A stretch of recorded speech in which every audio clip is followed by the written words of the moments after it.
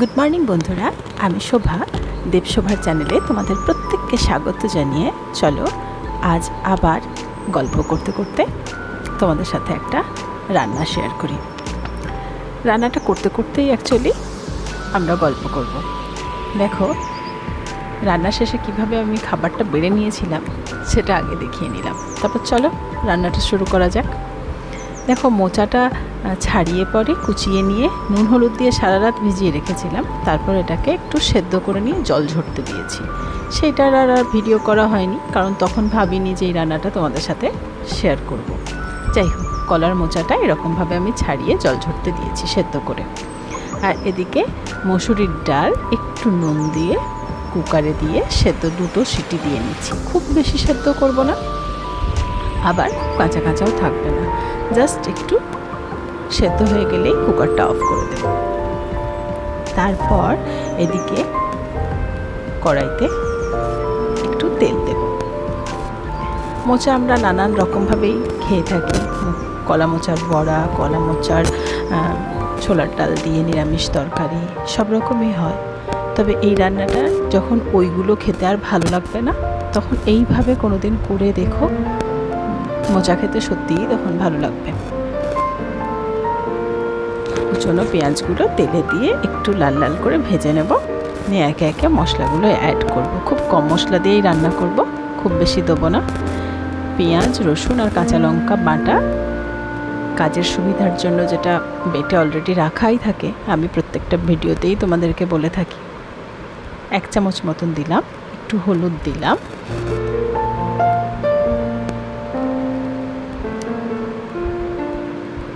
আর এর মধ্যে পরিমাণ মতো অল্প নুন দেবো। রান্নাটা খুব নুন ঝালওয়ালা হবে না, হালকা হবে। নুন ঝাল মিষ্টির একটা সামঞ্জস্য থাকবে, তবেই খেতে ভালো লাগবে। এই সমস্ত সবগুলো, একটু ধনে জিরে গুঁড়ো দিলাম তার সাথে। সব মশলাগুলোই খুব অল্প অল্প পরিমাণে দেবো, কারণ এটা কলার মোচা আবার ডালের সবজি, তো খুব মশলা দিলে ভালো লাগবে না। আর একটু সামান্য লঙ্কা গুঁড়ি দিয়ে ভালো করে মশলাটা কষিয়ে নেব।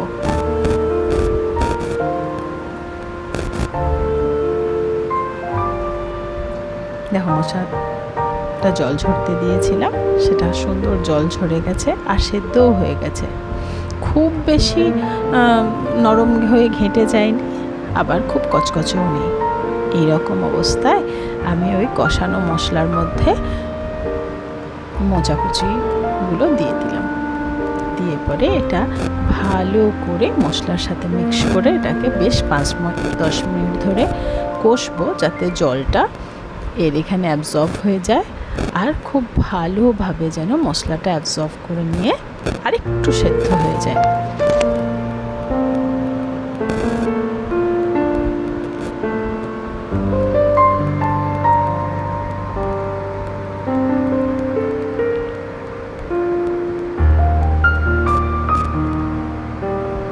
এরকম করে ঢাকা দিয়ে দিয়ে বেশ 5 মিনিট 2 মিনিট অন্তর অন্তর বেশ কয়েকবার এটাকে আমি ভাজলাম, যাতে মোচার এক্সট্রা জলটা যেন অ্যাবজর্ব হয়ে যায়। এদিকে দেখো মুসুরিটা সুন্দর সেদ্ধ হয়ে আছে, খুব বেশি জল দিয়ে রাখিনি, কারণ এটা কড়াইতে দেওয়ার পরেই দেখা যাবে যে একটু গ্রেভি গ্রেভি ভালো লাগবে না একটু জল দিলে ভালো হয়। দেখো পুরো টান টান হয়ে গেছে, একদম খুব সুন্দর কষা হয়ে গেছে। আর জল, এক্সট্রা জল 1 ফোঁটাও এতে নেই, কষা হয়ে গেছে। মোচা পুরো রেডি, কারণ ডাল তো পুরো সেদ্ধ, ডালের তো আর সেদ্ধর দরকার নেই, তাই মোচাটাকেই ভালোভাবে কষিয়ে নিলাম। পারলে এর মধ্যে 2টো তেজপাতা দিতে পারো বন্ধুরা, আমি দিইনি। খুব বেশি গরম মশলার ফ্লেভারটা সব খাবারের সাথে যায় না, আর আমরা খুব একটা পছন্দ করি না। যদি তোমাদের ভালো লেগে থাকে এর মধ্যে একটুখানি দিতে পারো তেজপাতা বা অন্য কোনো গরম মশলা। সবসময় গরম মশলা ইউজ করলে আসল খাবারের ফ্লেভারটা দবে যায়, তাই আমি আর দিলাম না। যাই হোক, দেখো পুরোটা কষা হয়ে গেছে। এরপর এর মধ্যে আমি ডালটা দিয়ে দেব।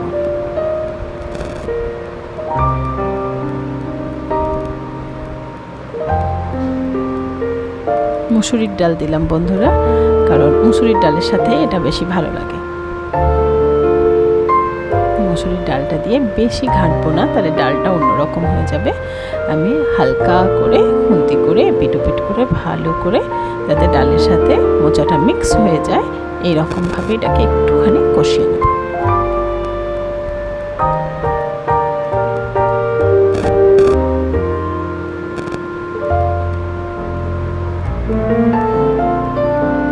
কষানোর সময়তেই দেখতে ভীষণ ভালো লাগছে। আর বাটিতে যে ডালটা ছিল সেই জলটা ধুয়ে আর একটু দিয়ে দিলাম এতে। ব্যাস, একটু ভালো করে মিক্স করে নিয়ে একটু ফুটিয়ে নিলেই হয়ে আসবে। আর জলের পরিমাণটা বন্ধুরা তোমরা নিজের পছন্দ মতো দিও, একটু থকথকেও রাখতে পারো, আবার বাড়িতে অনেক মেম্বার থাকলে একটু জল দিয়ে একটু পাতলা করে নিলেও খুবই ভালো লাগে খেতে, স্বাদের কোনো ডিফারেন্স হয় না। আমি একটুখানি এর মধ্যে চিনি না দিয়ে, যেহেতু গুড় বাতাসাটা হাফ একটু দিয়ে দিলাম, নুন চিনির সামঞ্জস্যটা সমান থাকবে বলে, আর একটুখানি লঙ্কা গুঁড়ি দিয়ে দিলাম ওপর থেকে, কালারটা ভালো আসবে বলে, আর একটু ঘি দিয়ে নিলাম। এই মোচার তরকারিতে ঘির স্মেলটা খুব ভালো আসে। আর রান্নাটা দেখো একটু ব্রাউনি ব্রাউনি হয়েছে, বুঝতেই পারছো কলার মোচা, রং তো হবেই কালো। এই দেখো আমি ঠিক এই রকমভাবে করেছিলাম, টান টান করে একদম। তবে এটাকে পাতলা করেও করা যায় এবং খেতে ভীষণ সুস্বাদু হয়। ভাতের সাথে দুপুরবেলায় বেড়ে নিলাম আমি মোচা মুসুরি আর মাছের টক, আর ছিল কচু কুমড়ো পুঁই দিয়ে একটা তরকারি, আর এদিকে পোনা মাছের ঝাল দেয়া করেছিলাম। সেই পোনা মাছের ঝাল দেয়াটা তবে সব রান্নার মধ্যে সেরা ছিল তোমাদের মোচা মুসুরিটা। এটা দিয়েই ভাতটা অর্ধেকটা মেখে খেয়ে দেওয়া যাবে। এটা কি অপূর্ব স্বাদ হয়েছিল বন্ধুরা, আমি তোমাদেরকে মুখে বলে বোঝাতে পারবো না। তোমরা এই রকমভাবে একদিন করে খেও, তারপর আমাকে কমেন্টে জানিও যে কেমন রান্নাটা সুস্বাদু হয়েছিল। আশা করি তোমাদের সবার খুব পছন্দ হবে রান্নাটা, কারণ মোচা মুসুরির স্বাদটা সম্পূর্ণ আলাদা। আর বাড়িতে যেভাবে আমরা খাবার বেড়ে নিই, আমি সেরকমভাবেই বেড়ে নিয়েছিলাম। তোমাদের সাথে সেই খাবার মেনুটা পুরোটাই সেদিনকার শেয়ার করলাম। বন্ধুরা, তোমাদের যদি এই ছোট্ট রান্নাটি ভালো লেগে থাকে, অতি অবশ্যই চ্যানেলটি লাইক করো, শেয়ার করো আর সাবস্ক্রাইব করো। Thank you so much for watching.